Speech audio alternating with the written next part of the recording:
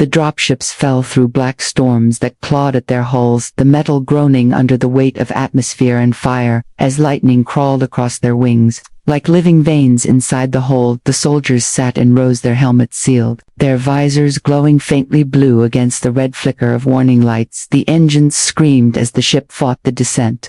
But none of them moved, not even to steady themselves. They had done this 1,000 times before on worlds that had burned brighter and died harder, and each one had left a mark too deep to name outside.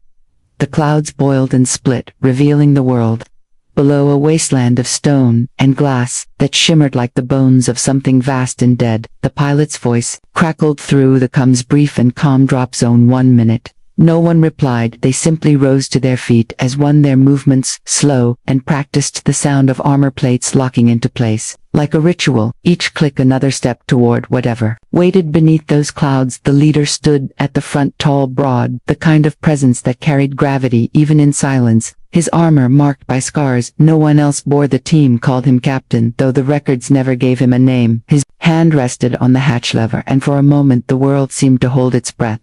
Then he spoke a single word that carried through every helmet drop, and the hatch split open with a hiss as the world's poisoned air flooded in. They jumped one after another, vanishing into the gray, their descent engines igniting in soft bursts of blue flame. They fell like spears through the sky, cutting through smoke and ash until their boots struck the ground in perfect unison. The dust rose around them, thick and oily, and for a heartbeat it was as if the planet itself recoiled from their presence. The scanners chirped with static, the air unfit for breath, the ground pulsing faintly beneath their feet as if something alive stirred far below. Soldiers spread out in silence, weapons drawn, eyes sweeping across the horizon. The sky was a dead color, neither day nor night, and in the distance black towers leaned toward each other like broken teeth. One of them knelt, running a gloved hand through the dust and finding shards of metal so thin they folded under his touch. Human alloy, not alien. They had been here before. Someone had tried to build something here. Someone had failed. The captain raised a hand, signaling forward, and the team began to move through the ruins, their footsteps soft but heavy, like heartbeats against stone. The comms carried only breathing and the soft hum of their life support systems. Every building they passed was hollow and cold, each doorway a mouth that had nothing left to say. There were no bodies, no bones, only traces of fire that had burned too hot to leave remains. Above them the clouds churned, swallowing what little light escaped from the shattered sun, and in that dim glow they looked less like soldiers and more like shadows moving through the remains of a nightmare.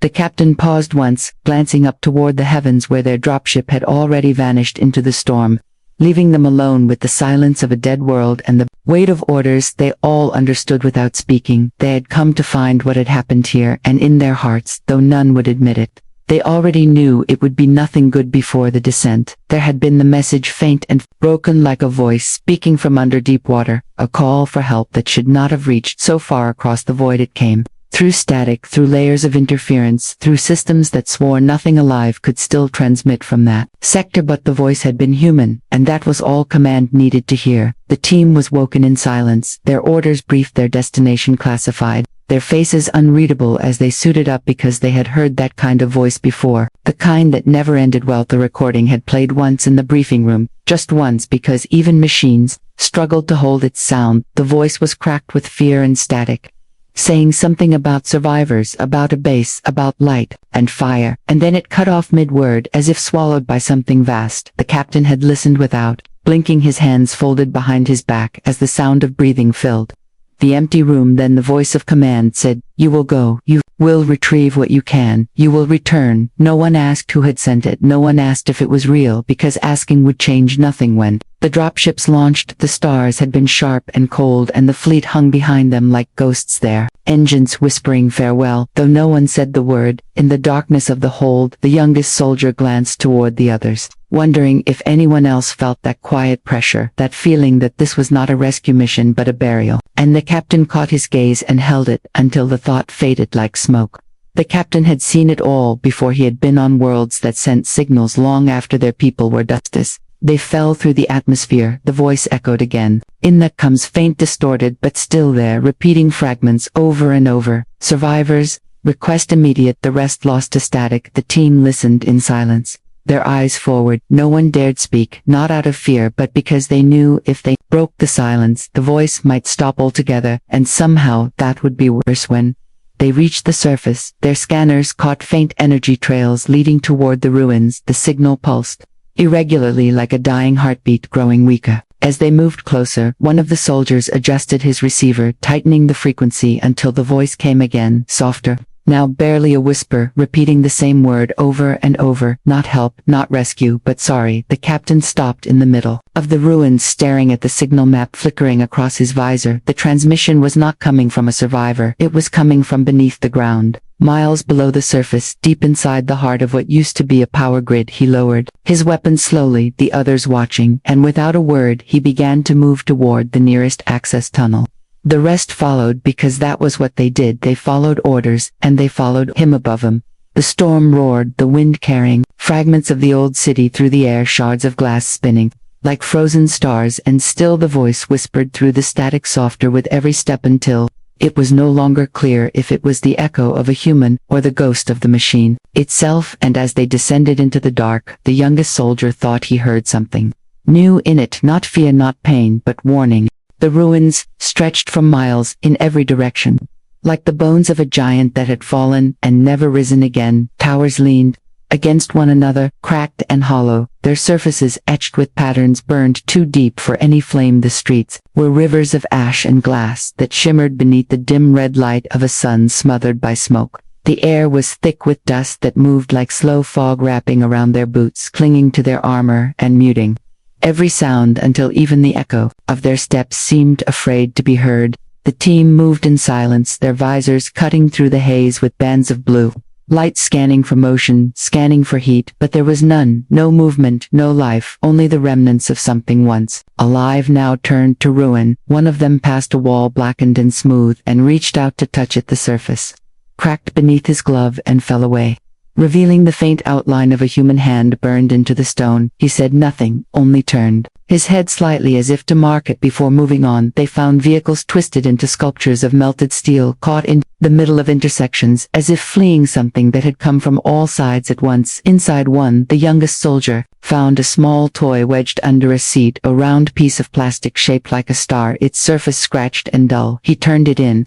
his hand, then set it back down gently, as if it still belonged there. Then he looked up and saw the captain watching him through the haze. The captain nodded once, a silent acknowledgement, and they both moved on. Every few steps the comms cracked with faint static fragments of the old signal, bleeding through, now warped and stretched into something that barely resembled a voice. It pulsed like a heartbeat, irregular and fading. The technician adjusted the scanner reading faint energy surges somewhere ahead beneath the ground. The captain gestured for them to follow, and they moved deeper into the city, where the buildings grew taller and the shadows grew darker, until the light from their visors became the only thing holding the night at bay. In the center of what once must have been a plaza, they found a monument half buried in debris, a column of black metal carved with hundreds of names, the script human, the language old, the surface scarred by what looked like claw marks or something worse. The team gathered around it, the dust swirling around their legs. One of them reached out and traced the name at the top, her voice low over the comms, saying, "This was a colony site registered 60 years ago. The record said it failed the first year, and yet here we are." The captain looked up toward the skyline where the towers bent inward as if drawn toward some invisible center. The energy readings pulsed again, faint but rising, and the sound of the wind shifted for a moment. It almost sounded like breathing. The youngest soldier turned, slowly scanning the broken windows above, but saw nothing, just the emptiness looking back at him. The captain raised a hand, and the formation tightened, weapons drawn, sensors alive, and the city seemed to lean closer around them, as if listening, as if waiting for them to make the first mistake. They pressed forward through the dust, through the memory of a civilization that had tried to survive and failed, and beneath their feet, the ground trembled once, barely more than a whisper, but enough to send small stones rolling across the street. The technician froze, reading the scanner again, his voice quiet through the comms, saying, "Captain, there is something moving under us." And in that instant the signal returned, clear and sharp, and the voice that came through the static was no longer asking for help. It was laughing. The laugh came through the comms, sharp and cold like metal dragged across glass, and for a moment no one moved. The sound echoed through every channel, bouncing between helmets, until it became something more than sound. It became presence. The captain raised his hand for silence, though none of them were speaking, their breathing shallow, their hearts steady but ready beneath the armor, and then the ground split beneath their boots. The street shattered outward, like glass under pressure, dust and flame bursting upward as something crawled out from below, long limbs jointed wrong, slick with oil and light its body, shifting like smoke yet heavy as stone. The soldiers did not scream, they did not curse, they simply reacted, their weapons rising as one, their fingers pulling the triggers in perfect rhythm, blue plasma cutting through the dark in bright arcs that painted the ruins in flickering light. The creature shrieked, though it had no mouth, its form folding in on itself before, exploding into a rain of burning fragments that hissed against the ground. The youngest soldier stumbled back, his visor flickering from the interference, and when it cleared he saw movement in every direction, the buildings around them rippling as if something alive had taken root inside the walls, shapes moving through concrete, like shadows through water. The captain's voice cut through the calm and low. Form a circle, cover the tech. And they obeyed, without question, their formation, tightening weapons, tracking the dark corners where the air seemed to breathe more. Of them came crawling out of the fissures, slithering from broken windows, falling from rooftops, creatures made of parts that did not belong together, machine and flesh and memory, their bodies humming with a sound that felt like thought, every one of them different, every one of them wrong, and yet all of them moved with a terrible precision, as if controlled by one willful. First wave hit hard, slamming against shields, and armor, claws sparking against plating, teeth snapping against helmets. The soldiers held their ground, firing in short bursts, every shot placed with the kind of accuracy that only comes from endless repetition. The air filled with the stench of ozone and oil, the ruins alive with fire and light, and the sound of something ancient screaming its anger into the wind. The technician worked behind them, fingers flying over the scanner, trying to trace the signal source, his voice breaking through the noise, saying it is not coming from them, it is controlling them. The captain pivoted his stance, firing 3 shots in quick sequence before replying, locate it, and the technician said, it is everywhere, sir, and for the first time there was something almost human in his voice, something close to fear. The creatures faltered as the charges detonated one by one, shockwaves tearing through the street, lifting the ground itself in waves of flame and dust. The team moved through it like ghosts, their visors glowing through the haze, their movements fluid and merciless. The captain led them forward into the heart of the storm, his voice steady over the coms. Keep moving, do not stop. When the noise faded, there was nothing left, moving the air heavy with smoke and static. The soldiers stood among the wreckage, the fires reflected in their visors. No one spoke, no one lowered their weapons, and in the distance, through the hiss of the wind, came a single faint whisper through the comes, the same voice that had called for help before, now calm and clear, saying welcome back. In orbit above the dead world, the fleet watched in silence, their screens filled with static bursts and faint blue lights flickering across the ruined city. They could not see the soldiers directly, only the echoes of their movement, ghost-like blips that cut through interference like blades through fog. The command officers whispered to one another, their voices tight with disbelief. They were still alive, they were still fighting. No one had expected them to last more than minutes, yet their vitals burned steady on the monitors, unshaken, unbroken, human. The alien advisors stood apart from the humans, their eyes reflecting the glow of the screens, their mouths drawn in lines of unease. They had fought wars for centuries across systems and suns, but none of them had ever seen what they saw now. The feed flickered, showing brief flashes of motion, armor glinting in red light, smoke curling around figures that did not fall. The aliens whispered words that did not translate well into human language, words that meant something between reverence and dread.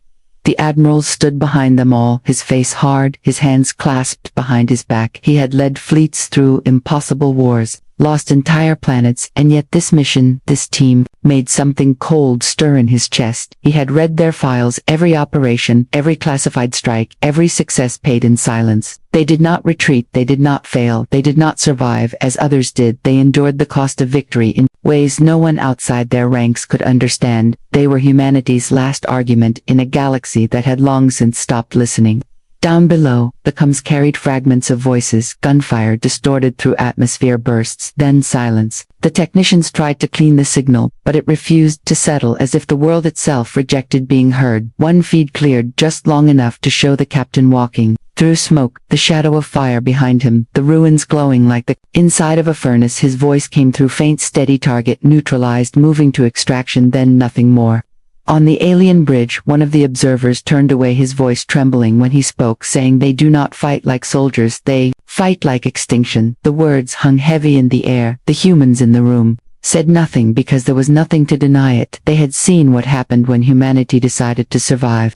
It was not beauty, it was not honor, it was inevitability. The Admiral finally spoke, his tone flat. "Prepare the extraction corridor, no questions, just the sound of keys tapping and engines humming." The fleet adjusted orbit, shifting into alignment, but the alien advisor stayed silent, staring at the planet. Below, the clouds boiling like blood, his eyes distant, his voice low. When he finally spoke again, he said, "It is not the enemy that should fear them. It is the galaxy that should pray never to need them." The signal flared one last time across every monitor, a brief image of the team standing amidst the ruin, their armor coated in dust, their weapons lowered, their faces hidden behind mirrored glass. Behind them, the city burned in quiet patterns that looked almost like wings spreading across the horizon. Then the feed cut out, leaving only static, and the echo of that word, extinction, hanging in every ear like a curse. They moved toward the center of the city, the place where the energy readings pulsed strongest, the streets narrowing into corridors of collapsed buildings, their boots crunching over glass and metal shards. Every shadow a potential threat, every whisper of wind a warning. The captain led them without hesitation, his visor scanning every angle, his hand resting lightly on the grip of his rifle, ready for the moment when the next threat emerged from the dark. Beneath them, the core thrummed like a heartbeat, weak and irregular. A vast reactor that had survived everything the city had thrown at it, and now quivered. Beneath the weight of human presence, the technician knelt over the scanner, his fingers flying over controls, adjusting frequencies and filters, tracing the source with the precision of someone defusing a bomb that had already killed everything. Around it, the signal pulsed stronger the closer they came, vibrating through the air like a warning and a challenge. The walls of the tunnels shook faintly as they advanced, the sound of ancient machinery awakening to their intrusion, echoing through the steel and stone. The youngest soldier glanced at the others, a flicker of something almost like doubt passing over his face, but the captain moved forward without pause, his silhouette cutting through the haze of dust and flickering light like a shadow carved from iron. At the entrance to the reactor chamber, the team paused, the doors black and scorched, standing taller than any of them, the hum of power inside, like a living thing resonating against their armor. The technician whispered, "Through the comes, it is not just energy, it is aware, somehow it reacts to presence, to thought, to fear." The captain nodded and signaled the team forward. They entered as one, their weapons trained on the darkness inside the chamber. The reactor pulsed, bright blue light washing over walls carved with alien symbols, some broken, some intact. The hum became a roar, vibrating through their bones. The creatures from earlier, twisted and crawling through the vents, now silent, frozen by the aura of the human presence. The captain raised a hand, and they spread out, planting charges with the meticulous care of artisans setting a final masterpiece. The technician traced every line of energy, every connection from the heart of the reactor to the outer conduits. The charges set, they backed away, the captain's visor reflecting the reactor like a sun trapped in glass. He looked at the team, a brief nod passing between them, and then he triggered the detonation sequence. The hum of life within the machine slowed, then exploded outward in a wave of energy and fire that lifted dust and ash into the chamber, every surface glowing as if molten. The force pushed back the soldiers like wind pushing against stone, but they held their ground steady, as the world seemed to crack around them. When the light faded, there was only smoke and silence. The floor scarred and twisted, the walls blackened, the hum of the reactor replaced by the low hiss of cooling metal. The team stepped through the aftermath, moving with quiet precision, checking for survivors, for threats, but finding none. The air heavy with ozone, the technician muttered under his breath, saying it is dead, and yet the signal lingers. The captain said nothing, he simply turned to the exit, and led them back into the ruins outside the city that had witnessed its own end, and the sky above pulsed faintly with the last breath of a world that had dared to fight. The youngest soldier glanced back once as the chamber collapsed behind them, dust and echoes filling the tunnels, and for the first time he understood that survival was not a gift, it was a burden, and the humans carrying it were the galaxy's reckoning. The soldiers walked through the ruins, their boots sinking into ash and rubble, every step leaving a mark on a world that had already given up on itself. The city stretched endlessly around them, buildings bent and broken windows staring like empty eyes. The fires that still smoldered flickered in their visors, casting shadows that danced across armor scarred from the fight. They moved in formation, steady and silent, as if their presence alone held the ghosts at Botha. Captain led them without glance back, his posture calm, his rifle ready, his mind already 3 steps ahead, calculating paths and threats that no longer existed. The youngest soldier followed behind, hands tight on his weapons, scanning every corner and every shadow, even knowing the fight was over. His instincts refused to rest. The technician checked readings on the scanner, murmuring about energy spikes that lingered faint and strange, as if the reactor's death had left a memory behind in the bones of the city they passed. Through streets where the buildings leaned like wounded animals, across open plazas where the echoes of screams had long since faded, the wind carried fragments of paper, metal, glass, moving like rivers around their legs. The soldiers stepped over them without pause, their eyes forward, their visors reflecting ruins. Like a mirror to the past, each man and woman carrying the invisible weight of every life lost, every scream heard, and every silence endured. The center of the city, the monument, stood half buried in ash and dust, blackened and scorched, the names etched into it. Human, the soldier who found the toy earlier, knelt and touched it again, his fingers brushing over the scratched surface. The captain stood behind him, watching the city as if listening to its quiet sigh, and then he moved on, signaling the team to continue forward, toward the extraction point. The youngest soldier glanced at him, and wondered if the captain ever felt the weight of victory, or only carried it. Sky above pulsed faintly with orange and red light, the sun hidden beneath clouds of smoke and dust, casting the ruins in an otherworldly glow, every shadow long and still alive with the memory of battle. The soldiers passed through a street where the remains of the creatures they had fought lay motionless, twisted and strange. The youngest soldier knelt over one and touched the surface. It was cold, lifeless, and yet he could feel the echo of movement, as if it remembered them. The comes remained silent except for the soft hum of life support and the distant sound of wind carrying ash through broken streets. They moved together like parts of a single organism, each step careful, measured, every movement precise. The captain glanced at the team and nodded, and they continued moving through a city that had once dared to resist and had failed. They were alive because no one else could survive this alone, because no one else could fight like them. As they reached the edge of the city, the ground trembled faintly, the last echo of the reactor's death rolling outward like the pulse of a dying heartbeat. The youngest soldier looked back at the ruins stretching endlessly behind them, smoke curling like fingers into the sky, and felt the weight of what they had done. Every life erased, every threat ended, every memory of resistance folded into the silence. The captain's voice came through the steady calm. It is done. Move to extraction. And the soldiers obeyed because they knew the galaxy would never forget what had walked through these streets and survived. The dropships rose from the dead world, carrying their cargo of silence and fire, their engines humming through the thick clouds that had claimed the sky above. The ruins, the soldiers sat in formation, their armor streaked with ash and blood, their visors reflecting nothing but the faint red glow of emergency lights outside the window. The youngest soldier stared through the reinforced glass, watching the planet shrink beneath them, smoke curling like fingers across the surface, as if the world itself was trying to remember what had happened and failing.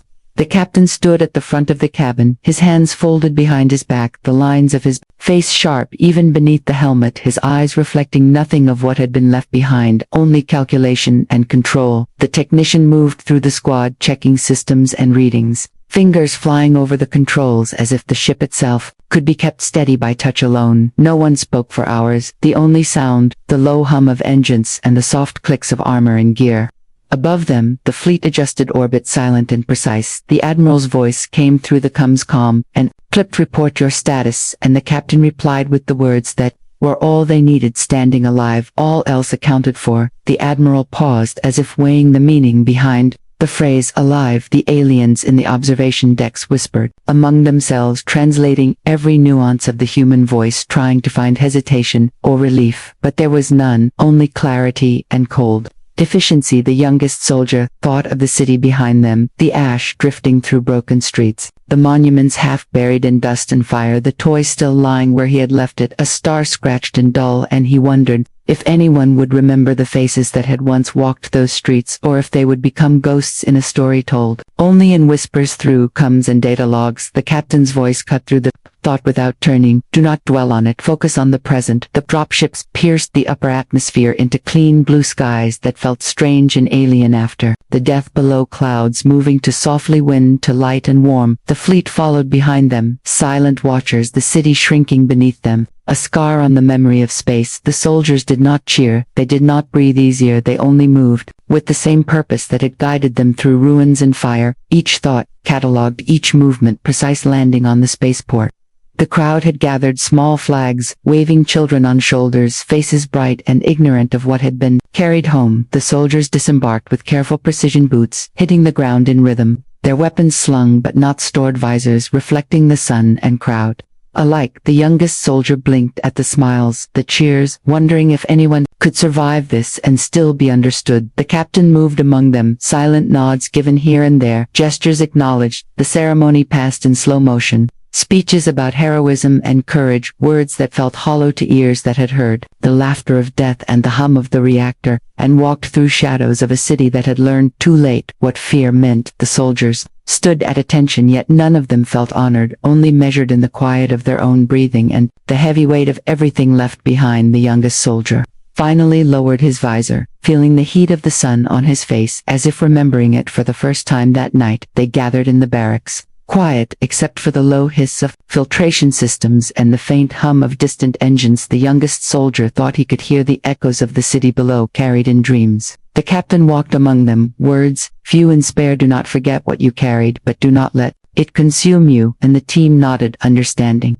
Without asking for comfort, the galaxy outside continued on, indifferent to the memories in their heads, and the soldiers slept only lightly, knowing the weight of what they had done would never truly lift. Outside, the planet spun silently in the void, the stars gleaming cold and distant. The fleet patrolled in precise formations, the humans in black armor resting but already preparing for the next call for help. The youngest soldier watched the sky from a window, a faint shiver running down his spine, as if he could feel the weight of countless worlds whispering through the void, calling for the humans who survived the fire and the smoke. The captain finally said goodnight, their words not loud but carrying across every come a promise and a warning. The galaxy had seen them, and it would remember.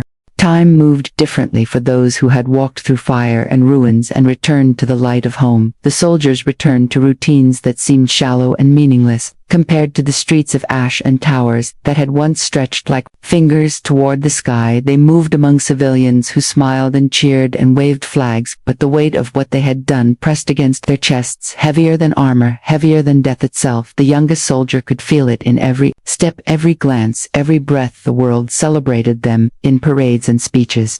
The admiral spoke words about courage and sacrifice. Reporters clamored for interviews and images, but the soldiers did not answer questions. They did not smile beyond the barest nod. They had seen the face of worlds dying. They had felt the pulse of machines that remembered, and the scream of creatures made from nightmares, and no ceremony could touch the memory of that silence that had followed them like smoke. Through corridors of ruined cities across the galaxy, the story traveled faster than light, in whispers and translated comes in intercepted data streams. Aliens who had survived encounters with human fleets told their own versions of the tale, exaggerating fear and inevitability until the phrase became legend. Beware the humans who fight in silence, the ones whose victory leaves nothing alive, whose shadow alone is enough to make armies crumble. The reports were mixed with disbelief and awe, with prayer and terror, and still the truth was always the same. They were unstoppable in the barracks. The soldiers sat quietly, each carrying ghosts that none could see. The captain moved among them, a shadow in the dim lights, his voice low and steady. Do not let the world see what you carry, yet remember it yourself. Each nodded, understanding, because they could not share the memory of walking through the dead city and seeing life erased with every pulse of energy in the core. The technician whispered, once it was not just a fight, it was judgment. And the captain said, judgment is not mercy, it is necessary. The youngest soldier looked out the window at the stars, thinking of the city that no longer existed, the toy star buried in ash, the names etched into blackened monuments, and he understood for the first time why the galaxy feared them, why the stories whispered across light years called them Cursed because they did not destroy out of hate, they destroyed because survival demanded it, and they survived without hesitation, without faltering, without mercy. Time passed, and their names faded from records, public and official, erased or buried in classified files, but the memory of them remained in systems that had tried to fight back, and in worlds that had prayed never to face them, in nightmares whispered by alien children, and by fleets watching the horizon, for human armor cutting through stars. The phrase remained. Humans called them special forces, the galaxy called them a curse. And in quiet moments when the youngest soldier closed his eyes, he could still feel the pulse of the reactor beneath the ruins, the heat of fire in the streets, the shadows moving in rhythm with their steps, the echoes of a city that had learned, too late, the inevitability of their presence. And he knew they were not monsters, and yet the word curse was true, because wherever they went the galaxy learned the same lesson again and again. Survival has a shape and a name, and it wore human armor.